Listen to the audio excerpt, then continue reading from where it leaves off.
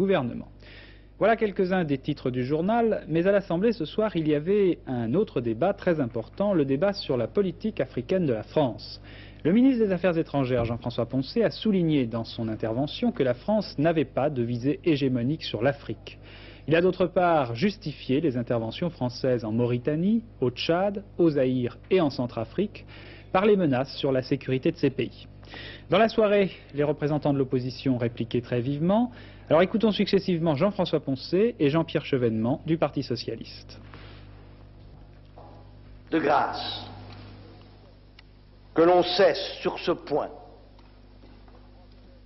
les procès d'intention, la vision anecdotique, réductrice et abaissante, les allusions gratuites, toutes choses qui voudraient embarrasser le gouvernement et qui sont surtout blessantes pour les Africains qui les entendent.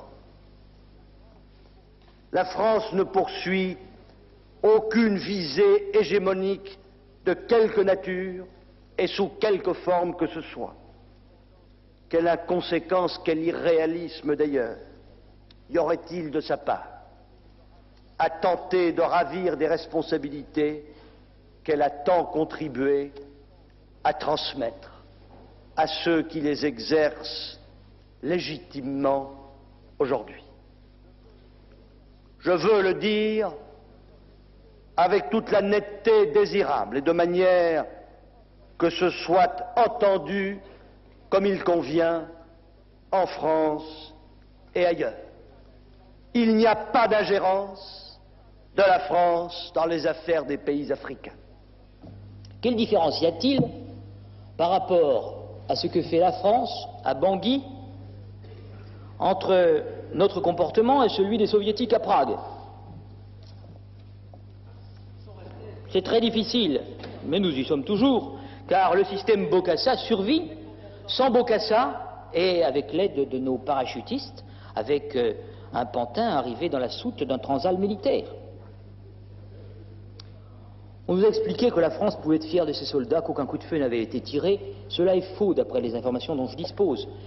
L'affaire serait menée dans le respect de la démocratie, mais tous les opposants, tous ceux qui avaient manifesté en janvier dernier contre Bokassa, sont en prison, ou à peu près tous. Il y a plus de 100 prisonniers politiques aujourd'hui à Bangui.